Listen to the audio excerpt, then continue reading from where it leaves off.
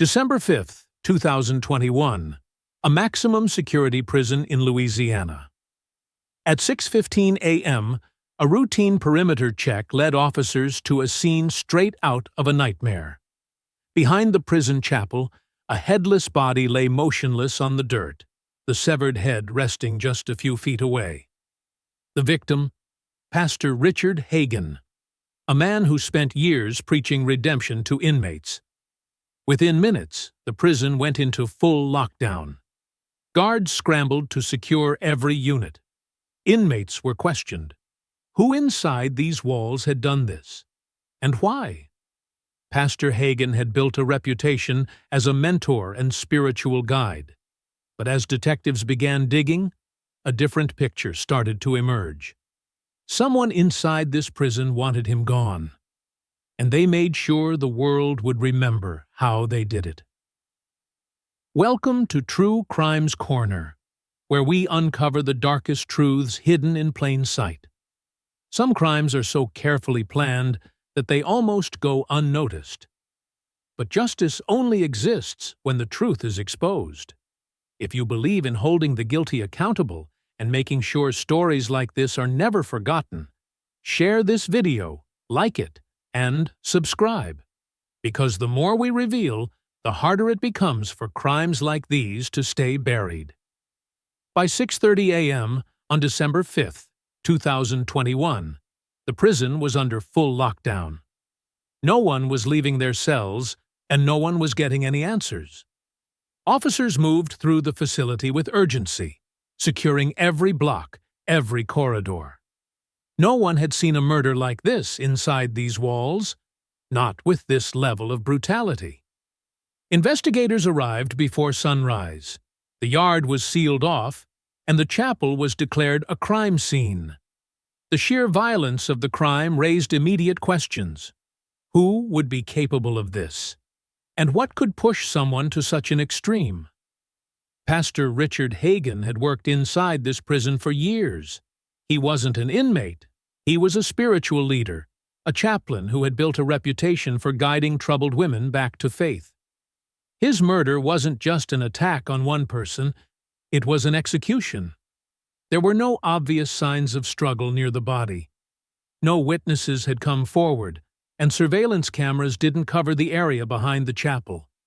Whoever did this had either planned it well or acted in complete desperation.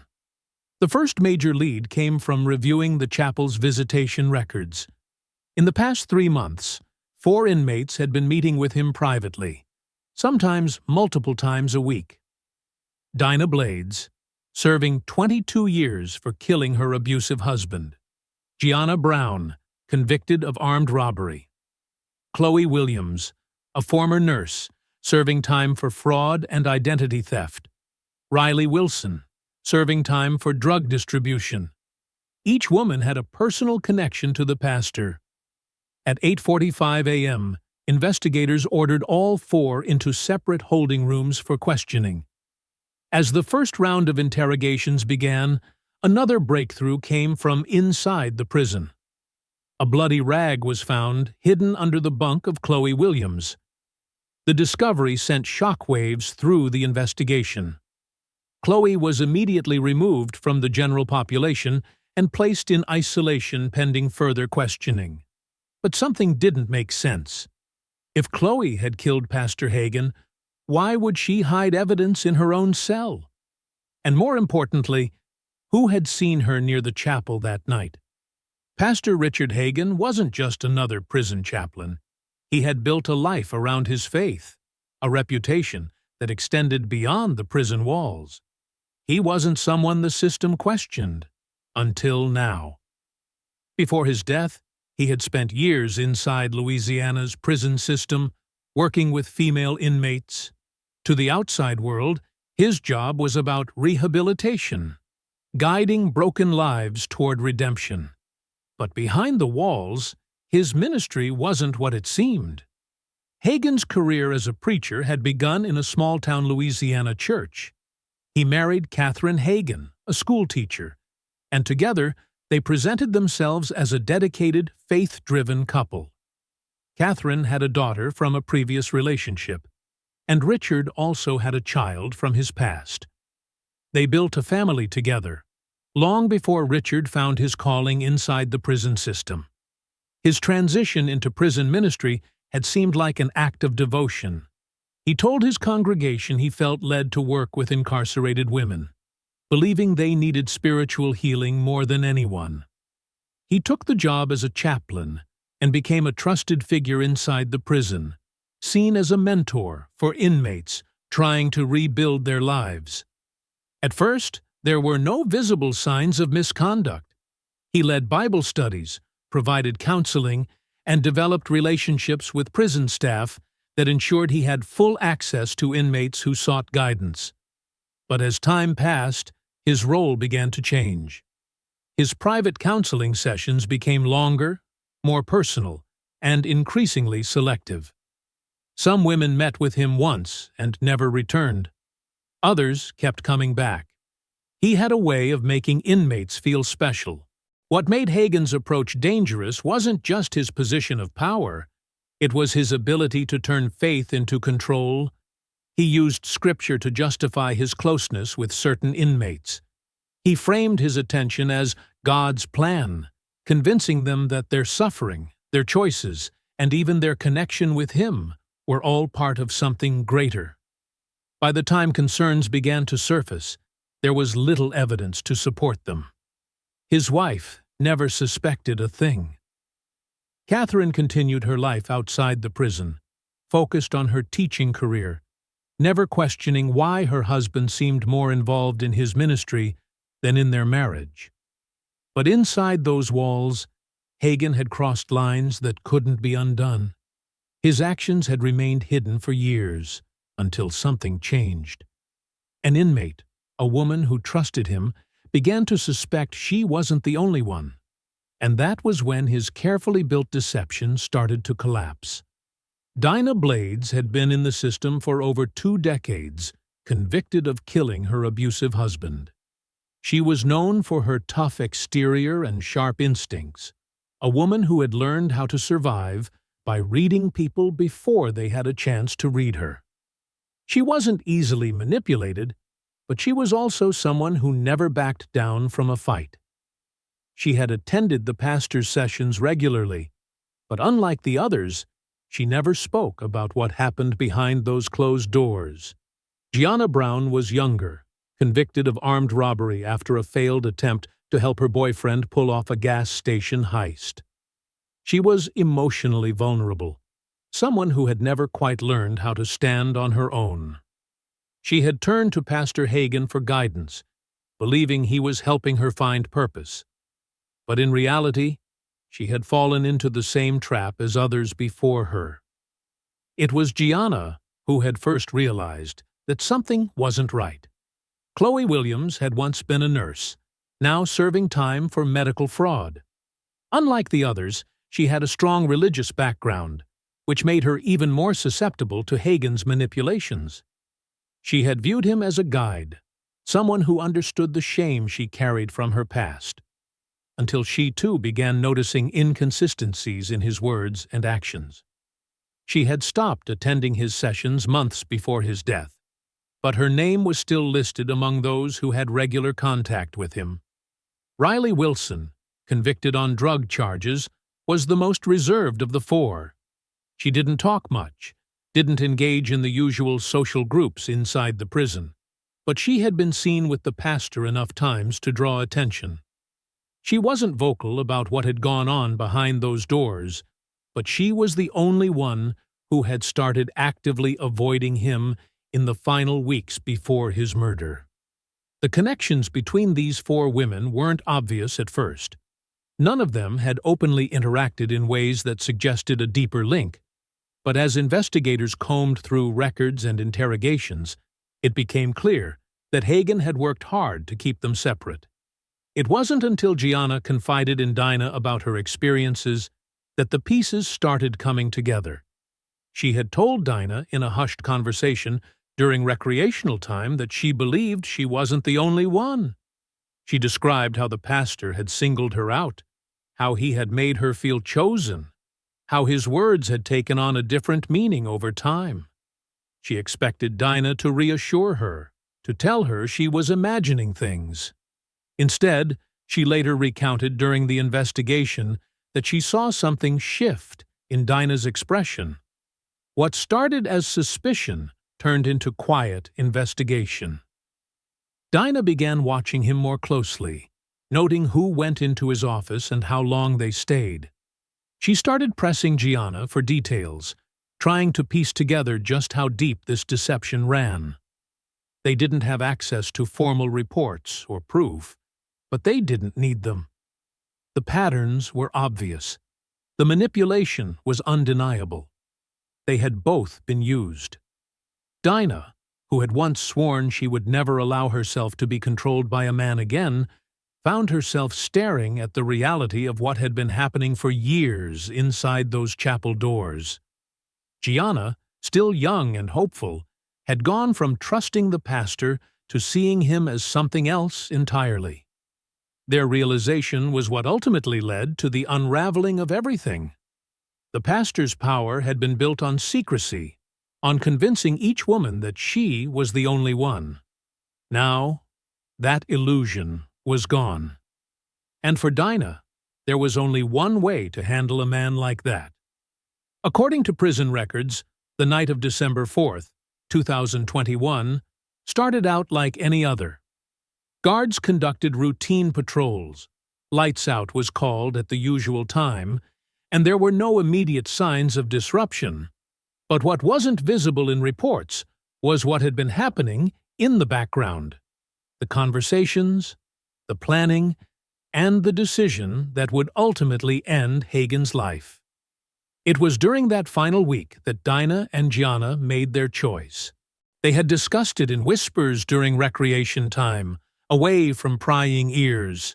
No written notes, no evidence of what they were preparing for. They were careful. They had to be.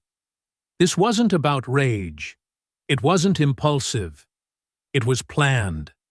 The chapel had always been a place of control for Hagen, but on that night, it became something else entirely. At 7:30 p.m., according to entry logs, Dinah was the last confirmed inmate to have a scheduled one-on-one meeting with the pastor. The session was approved like any other, with no suspicion raised. She walked in through the chapel doors alone. But what no one knew at the time was that she wasn't actually alone. At 7:42 p.m., a motion sensor near the back of the chapel detected a second presence inside the room. There were no guards nearby, no security footage. By 8:15 p.m., Richard Hagen was dead. The details of how it happened were not immediately clear in the investigation reports. There were no witnesses who could say exactly what transpired in those final moments. But what became evident in the following days was that his death was not just an act of violence. It was an execution. His body wasn't just left behind. It was staged. Investigators reviewing the scene found signs that his remains had been dragged from the main chapel area to the back of the building. There were traces of blood along the floor, a clear indication that whoever had done this had taken time to move him. At 8:45 p.m., Dinah was seen re-entering her cell, her demeanor unchanged. There were no reports of disturbances. No immediate alarms were raised. But behind those chapel doors, Hagen's body lay undiscovered for hours. By the time the first officer made the grisly discovery the next morning, the prison was already awake. Breakfast trays being passed out, the daily routine beginning as if nothing had happened. But Dinah and Gianna knew. By 6:15 a.m. on December 5, 2021, a routine perimeter check led a corrections officer behind the chapel. What he found triggered one of the most severe lockdowns in the prison's history. The officer immediately radioed for backup. Within minutes, additional guards arrived, securing the area and blocking off the yard. The prison's emergency response unit was activated. No one was allowed to leave their cells. The warden made the immediate call to halt all movement inside the facility.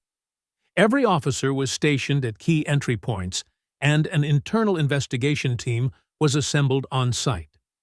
When homicide detectives arrived, they took their first close look at the scene.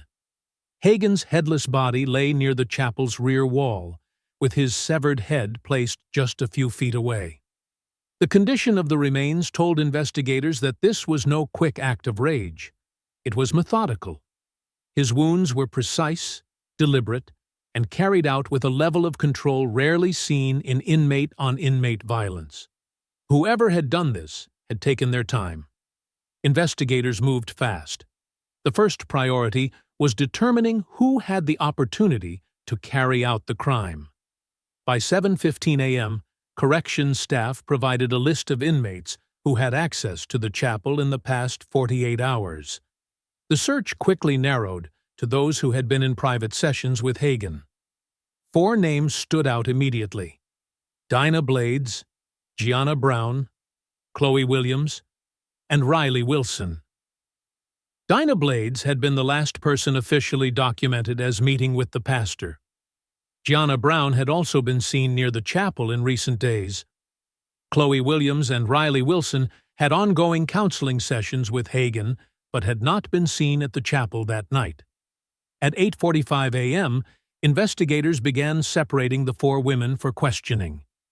As the interrogation started, another major break came from inside the prison. A corrections officer searching the housing units found a blood-soaked rag hidden under Chloe Williams's bunk. Within minutes, Chloe was pulled from her cell and placed in isolation. The discovery of physical evidence in her possession made her the first real suspect. But something about the discovery raised concerns. Investigators questioned why someone who had just committed a murder would hide bloody evidence inside their own cell.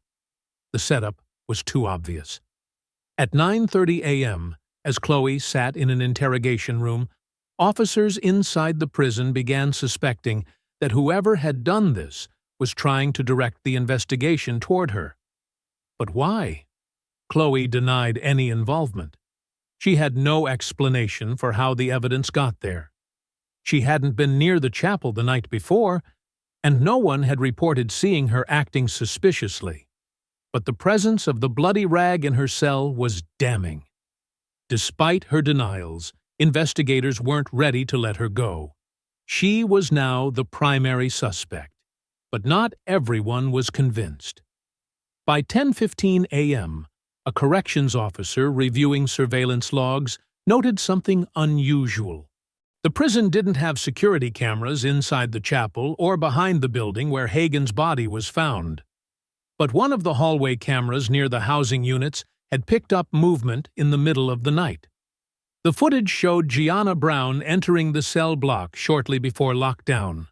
She wasn't assigned to that area, and the timing of her movements raised immediate suspicion.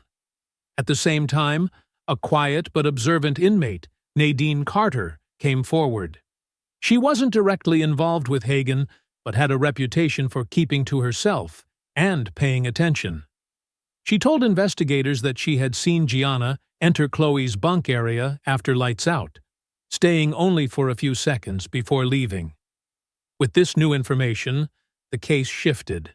By 11:30 a.m., investigators pulled Gianna Brown into a separate interrogation room. Unlike Chloe, she immediately looked uncomfortable. They confronted her with what they knew: the surveillance footage, the witness account, the timeline. At first, Gianna denied everything. She claimed she had gone to the housing unit for an unrelated reason, but the pressure mounted. Investigators reminded her that if she was innocent, she had no reason to plant evidence. By 12:10 p.m., after hours of questioning, Gianna finally cracked. She admitted to planting the bloody rag under Chloe's bunk. But what she said next was even more revealing. She wasn't working alone. She pointed to Dinah Blades. And just like that, the investigation turned toward the real killers.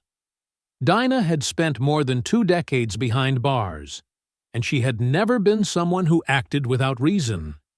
She had been serving time for killing her abusive husband, and from the moment she was convicted, She had lived by one rule: never let a man have power over her again. Hagen had violated that rule in the worst way. According to Gianna, Dinah had been the one to plan everything. She had waited for the perfect moment, knowing there would be no cameras, no witnesses. She had lured Hagen into one final private session, knowing he wouldn't suspect anything. Gianna revealed that she had been inside the chapel that night, hidden in the confession booth. Once the door was locked, Gianna emerged. By then, Hagen realized something was wrong. The next moments were brutal. Dinah attacked him first, using a sharpened piece of metal she had smuggled into the chapel. Hagen fought, but he was caught off guard. Gianna held him down while Dinah carried out the execution. The precision of the killing made one thing clear: Dinah had planned this moment for a long time. With the murder complete, they needed a scapegoat. They knew Chloe had once been close to Hagen, but had distanced herself months before. If anyone seemed like a woman scorned, it was her. So Gianna took the bloody rag and hid it under Chloe's bunk, hoping the investigation would stop there. But they hadn't counted on Nadine Carter seeing Gianna plant the evidence. That mistake was what brought the entire plan down. By 1:30 p.m., Dinah was brought in for questioning. Unlike Gianna, she didn't crack. She sat silently, refusing to confirm or deny anything. But it didn't matter. The case was now built against her. Within hours, investigators had their answers. Hagen's murder hadn't been random. It had been revenge. And now, the prison system that had failed to stop his abuse was left dealing with the consequences. By 3 p.m. on December 5, 2021, the prison warden received confirmation. The murder investigation was officially closed. Dinah Blades and Gianna Brown were formally charged with first-degree murder and conspiracy.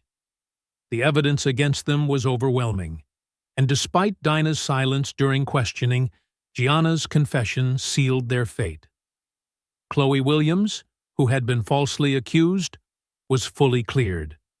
She was released from isolation. But the psychological toll of nearly being blamed for a crime she didn't commit wasn't something she would recover from easily. Riley Wilson, though involved with Hagen before his death, had no connection to the murder. She refused to comment publicly on the case, keeping her distance as the legal process unfolded. Dinah and Gianna faced trial within months. Prosecutors had no trouble proving premeditation, given the precision of the crime and the effort to frame Chloe.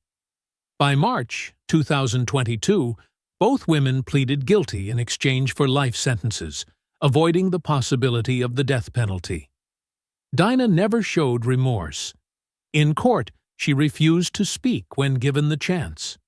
When asked if she regretted what she had done, her only response was a slight smirk.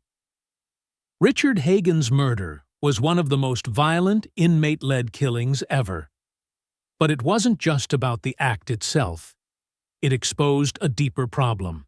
Investigators later found that multiple complaints had been made against Hagen before his death. Inmates had hinted at inappropriate behavior, but none of the reports had been taken seriously. The prison administration conducted an internal review, but it came too late. The damage had already been done. Hagen's wife, Catherine Hagen, never spoke publicly about the case. She quietly left the town, moving to a different state with her daughter. For the women inside the prison, nothing really changed. Dinah and Gianna were transferred to separate facilities, never to see each other again. Chloe remained inside, still serving time for her original conviction. Riley went back to her cell, keeping her head down. The prison continued operating like normal. But one thing was clear. For the inmates who had lived through it, the memory of that night would never fade. What happened inside those prison walls exposed more than just a brutal crime. It revealed the failures of a system that allowed it to happen. The actions of Pastor Richard Hagan went unchecked for years, and in the end, justice was served. But at a cost no one could ignore. If stories like this matter to you, if you believe in shedding light on the cases that often go unheard, then make sure to subscribe to True Crimes Corner. Share this video so more people can see the reality of what happens when power is abused and justice takes an unexpected turn. Because the truth should never stay hidden.